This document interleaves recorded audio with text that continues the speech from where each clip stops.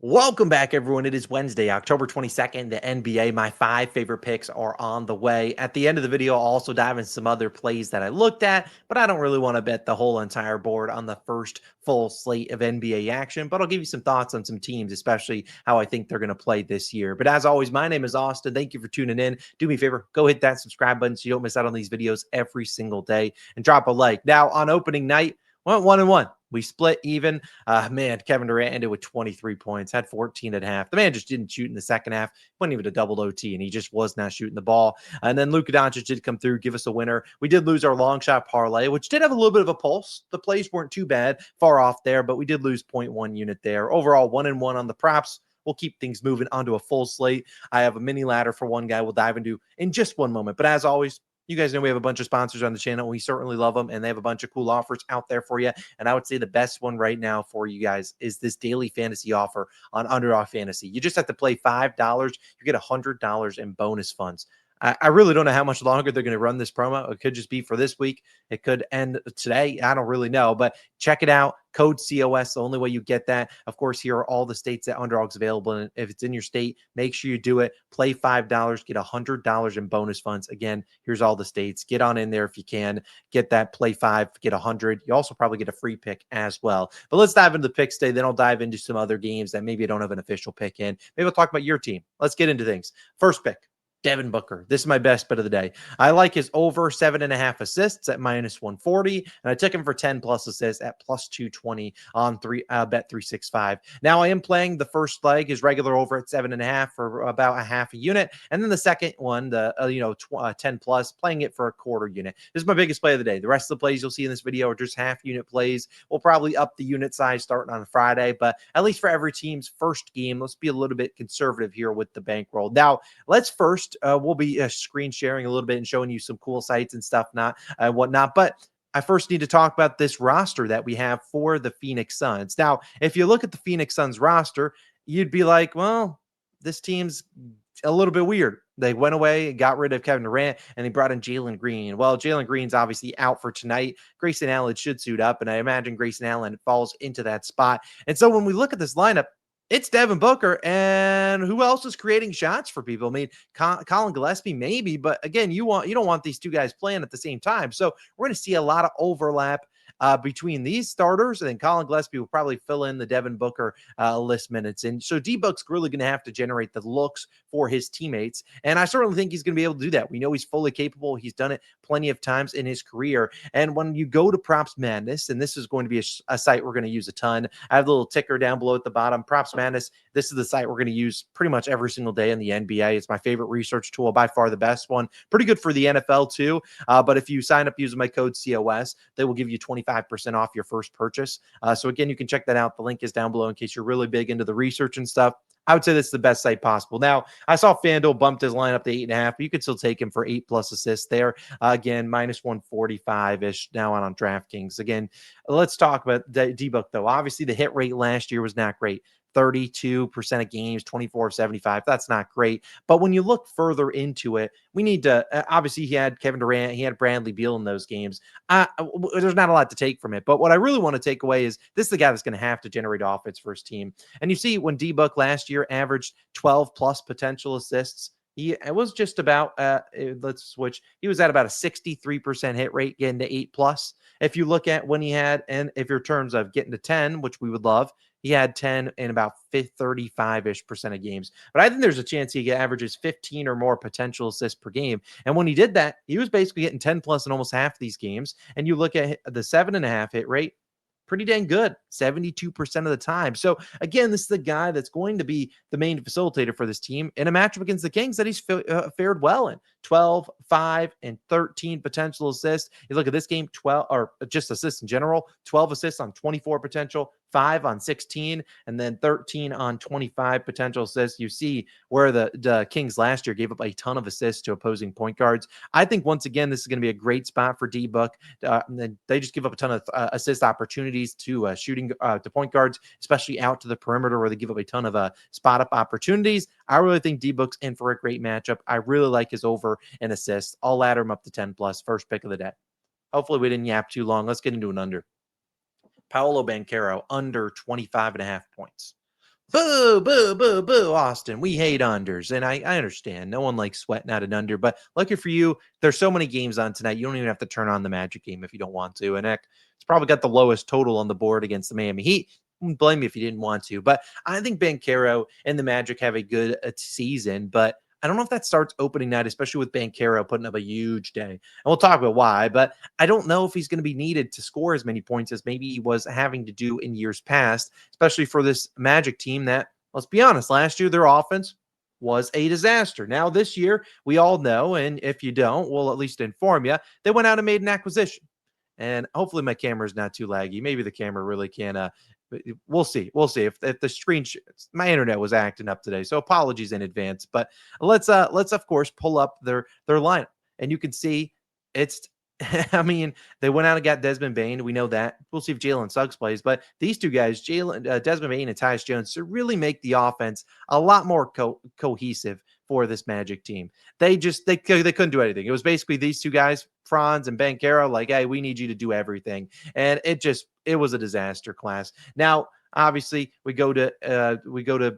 Banchero here. You'd see, of course, FanDuel dropped his line to 24.5. This is what I'm saying, man. You got to get in the dub club. Once I post picks, they always move them down, but you still see 25.5 available on a bunch of books. Now, Banchero was obviously over this line in a good amount of games last season. If you were to look at, all of his games, he was split even 50-50 over and under. But again, that was when he was the number one option. And it was like him and Franz, and then literally no one else contributed to scoring.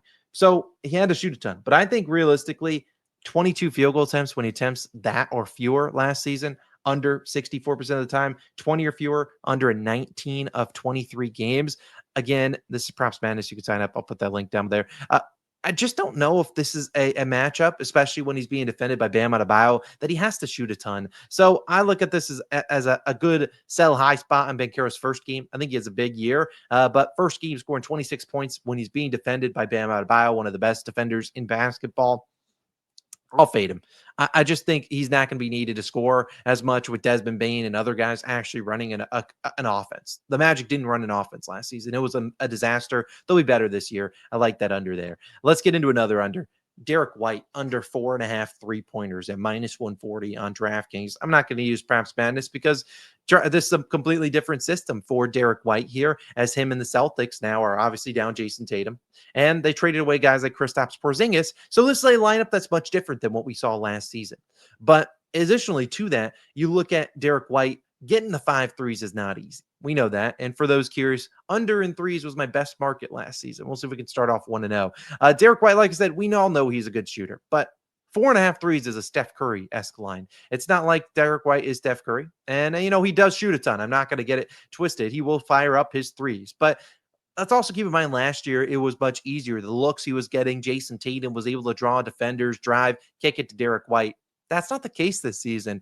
He's going to have to create his own shot, and that's a lot different. It's much easier to shoot, catch and shoot wise than it is having to dribble and take guys off the dribble and step back and make those kind of 3-pointers. Those aren't as easy, and I think he might struggle out the gates, especially against a Sixers team that does have some decent perimeter defenders. Edgecombe projects to be a pretty good defender, and then Grimes off the bench will be pretty solid. I just see it being a tough spot here for Derrick White. I don't know who exactly he draws, maybe Maxey even, but again, they'll want to draw people in the paint. They know the Celtics are going to want to shoot 3-pointers. And I think Derrick White, you look at the assist lines for him, his assist line, 6.5, the highest on the team. So he's going to have the ball in his hands, but again, he's going to be responsible for setting up guys. It's not like his job is just to be a catch and shoot guy, go fill up the basket, play hard defense. He's not going to have to do a whole lot. He's still going to have to play good defense, but he's going to have to set up his teammates as well. I think that could be a little bit more exhausting than he might be anticipating in the first game. So I'll fade him here. 4.5 threes. I like it. Give me the under.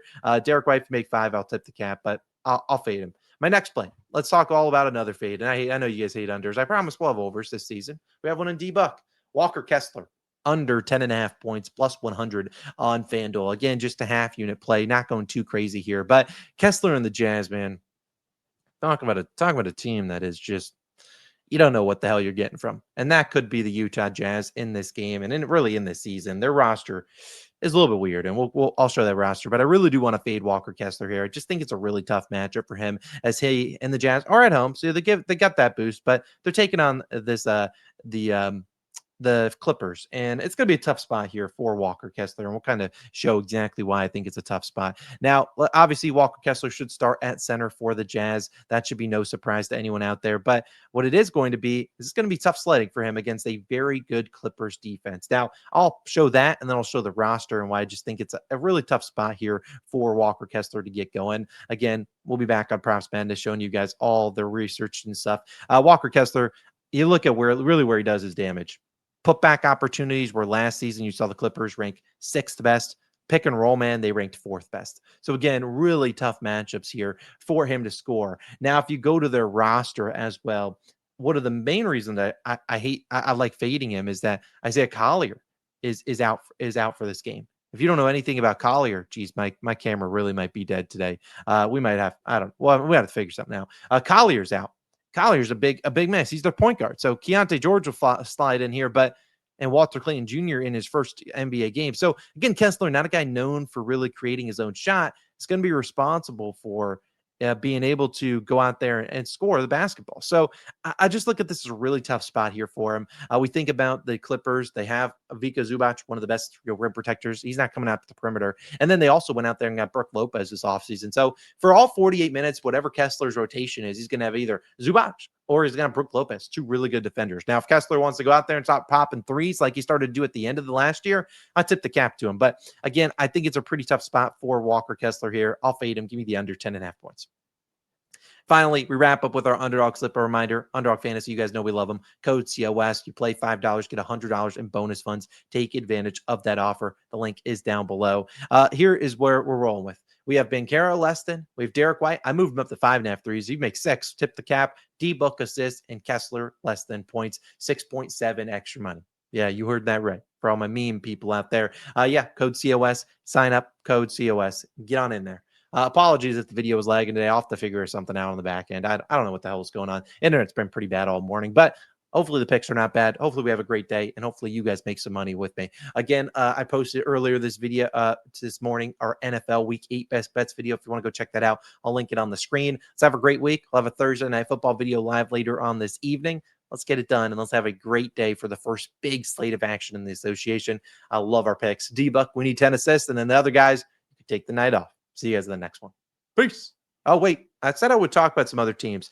So I will talk about some other games. I'm not pulling up props, madness. That might cook the thing. But in terms of some other picks I did look at, I looked at a guy like Jordan Hawkins. Consider him. I looked at his over in points for the Pelicans. I think it's a good spot for him as like a 6-man opportunity kind of guy for this Pelicans roster. The reason I didn't do it is because I just have no luck with guys off the bench. Some other picks I did look at. That Grizzlies and Pelicans game is an interesting one, but I'm kind of staying off on it, especially with a guy like John Morant, who missed the entire preseason. Brooklyn versus Charlotte. I looked at Brandon Miller over in points. I think it's a good matchup for him. Spot up shooters. The Nets are a team that love to trap opposing ball handlers. Maybe Con Knipple 2+ threes is something that I can maybe wet my beak in, but I don't really want to get there. You guys know I'm a Knicks fan. I don't really want to touch our first game with Mike Brown as head coach. The Cleveland Cavaliers down Darius Garland. I probably avoid that. The Raptors game, Raptors, Hawks. You could look at Kristaps 2+ threes. I looked at that. I just didn't want to get there, and I'm really not going to bet many Raptor props this season. And then another game I did take a peek at was that the Bucks and Wizards game. No, but the Spurs versus Mavericks game. You have Cooper Flag's debut, so the Mavs I can't really get there. Wemby, De'Aaron Fox still out, so there's some question marks on a lot of these teams, especially like the Detroit versus Chicago game. I want to get there, but everyone, if you want a free fade, Modest Buzelis, take his under in points today. People have bet that thing up from like 13.5 all the way up to 16.5. So you're getting 3 points of CLV against the people. I don't mind a public fade, especially for a guy like Modest Buzelis, who he could be good this year, but he's also a Bull. The Bulls, how often do the Bulls have good draft picks? Come on. Again, appreciate you guys for tuning in. Let's have ourselves a great Wednesday, and I'll try to fix the video if the camera was laggy today. Apologies again. Let's have ourselves a day. See you in the next one. Peace.